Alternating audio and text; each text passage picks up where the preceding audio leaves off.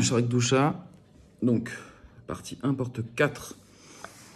Donc, une explication détaillée du niveau de tzaddik. Pour être un tzaddik, il faut être zélé. Donc, c'est la première étape du livre qu'on appelle Mesilat Yesharim. Donc, c'est ce qu'on appelle la zrizout. Donc, toujours poursuivre Hachem. Et accomplir toutes les mitzvot applicables à notre époque avec toute leur puissance.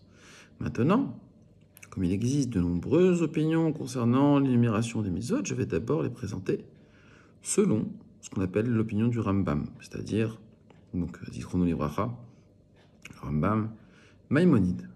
Donc, ensuite, je présenterai d'autres mitzvot, donc dit le Harizal, je présenterai d'autres mitzvot selon d'autres commentateurs et du Zohar, y compris l'énumération des mitzvot positives de la Torah, ainsi que les mitzvot positifs des scribes, donc des rabbanan. Ceux-ci sont divisés en 5 sections. Donc, première chose, les mitzvot qui sont applicables lors des prières régulières en semaine. Deuxième, les mitzvot qui dépendent de facteurs temporels.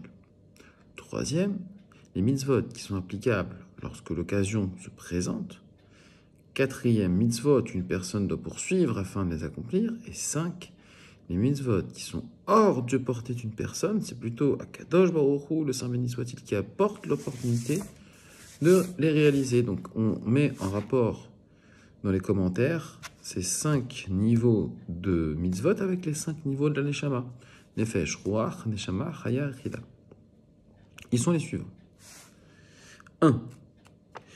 Réaliser que Dieu existe lorsqu'on récite le verset Shema Israël, Hashem Elkenu, Hashem Echad.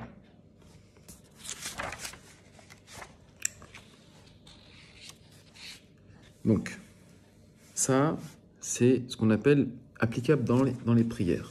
Okay. Donc, dans la prière, on réalise qu'Hachem il existe. Ça, c'est la première chose. Deuxième chose, réaliser l'unité de Dieu lorsqu'on complète le verset par les mots Hashem Echad. Donc, d'abord, réaliser qu'Hachem existe et ensuite, réaliser qu'Hachem est un. Qu'est-ce que ça veut dire? Réaliser Hachem qui existe, ça veut dire qu'Hachem existe, ça veut dire que c'est Hachem qui est responsable de tout ce qui se passe dans le monde, même les anges, même les séphirotes, même les neshamot, même le Or Ein Sof. C'est l'éménateur qui le fait, qui le met à l'existence, à partir du rien, à partir du néant. Hachem, il crée tout à partir du néant.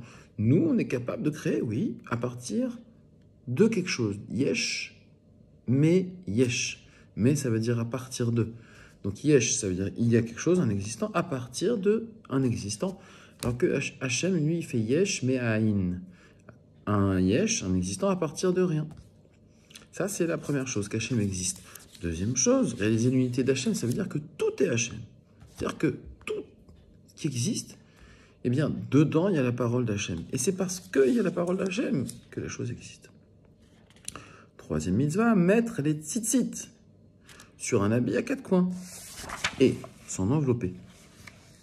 Donc, c'est une mitzvah d'Eoraïta de mettre le tzitzit, c'est-à-dire les 4 franges, sur un habit à 4 coins.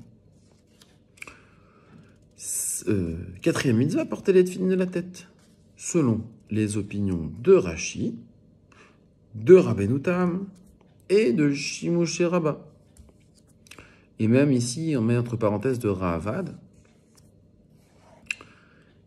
Cinquième mitzvah, porter les tefilines du bras, de la manière similaire, c'est-à-dire selon les 3 opinions, Rashi, Rabbeinu Tam et Shimoshe Rabba. Ensuite, réciter le Shema Israël 2 fois par jour. Donc on voit que Deoraïta, c'est 2 fois, et on verra qu'il y a 2 autres récitations qui sont des Rabbanan. 6e mitzvah, prier la prière de la Hamida, tous les jours. Donc ça veut dire 1 fois par jour. Donc Rambam considère que d'après la Torah, on n'est pas censé prier plus qu'1 fois par jour pour être quitte, pour faire la mitzvah de la Torah, de prier, donc de dire la Hamida. Il faut voir que le Harizal, il dit qu'il y a 3 Hamidot. Pourquoi? Parce qu'il y a 3 types de kélim, 3 types de récipients. Les récipients extérieurs, intermédiaires et intérieurs. On peut prendre un machal avec notre corps, on l'avait déjà vu dans le Sharik Doucha au début. On a la peau, qui est l'extérieur. Ensuite, on a le muscle, qui est l'intermédiaire. Ensuite, on a les os, qui est intérieur. Bien de même, en fait, on a la même chose dans la neshama. Et dans les mondes, et dans les anges, et dans les sphirotes. Donc nos prières, elles vont servir à apporter une shlemut, donc une complétude et une réparation à ces entités que je viens de citer, selon les types de tfilot, que ce soit dans les chagim, de tous les jours, de Shabbat, etc. Donc là, c'est un cours entier. Tout ça, c'est bien expliqué dans le livre qu'on appelle donc le Sha'ar HaKavanot. Ok. Maintenant, pourquoi le Rambam dit qu'il n'y a qu'une seule Amida par jour? Parce qu'en fait, les 3 Amidot, elles sont une seule. Donc, celui qui est capable de faire les 3 Kélim d'un coup, peut-être qu'il peut faire une seule Amida, d'après le Rambam. On pourrait imaginer peut-être ça.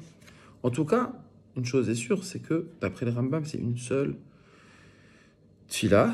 Pourquoi? Parce qu'Arvit, c'est des Kéli Chitzon, Shacharit, c'est Kéli Pnimi, et Mincha, Kélim Emtsaï.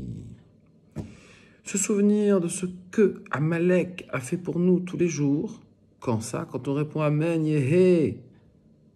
Pas Amen Ye, Shemé. Amen Yehe, Shemé Rabba. Quand on dit le Kaddish. Nous on répond, quand on dit pas le Kaddish, nous on répond Kaddish, au Kaddish. Et on dit Amen Yehe, Shemé Rabba. Pendant le Kaddish. Et quand on récite, rapproche-nous de ton grand nom, notre roi, comme le disent l'Écriture, car une main est levée en serment ton trône de Dieu. Adon Hachem déclarera la guerre à Amalek de génération en génération. Donc ça veut dire quoi? Ça veut dire que quand on dit Yeshemé Rabba, rapproche-nous de ton grand nom, notre roi. Car une main, donc, est levée en serment du trône d'Hachem. Ça veut dire que quand on dit Yeshemé Rabba, en fait, on va vaincre Amalek. On se rappelle de ce qu'a fait Amalek, on va le vaincre. Et aujourd'hui, c'est d'actualité. Donc, plus on va dire Yeshemé Rabba, et plus on va vaincre Amalek. Qu'est-ce que ça veut dire détruire Amalek? Ça veut dire changer ce qu'il y a dans la tête de ces gens qui sont Amalek aujourd'hui. Et Hachem déclarera la guerre à Amalek de génération en génération. Ça veut dire que la guerre, elle est interne. Nous, quand on étudie, quand on est Mechaven, quand on est dans la prière, on est à l'intérieur des choses.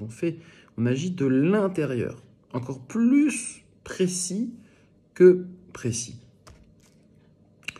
Et enfin, dernière mitzvah qu'on fait, c'est chaque jour après la prière de la Mida. Chaque jour, c'est une mitzvah de Oraïta de faire Tahanun. Pas de faire Ivayavor, tout ça, ça c'est autre chose. C'est pas dans les mitzvot qui parlent d'ici. C'est Tahanun. Tahanun. C'est une mitzvah de Oraïta. Faut pas l'annuler. Ça veut pas dire que faut la faire à tout prix, mais en tout cas, il faut essayer de la faire.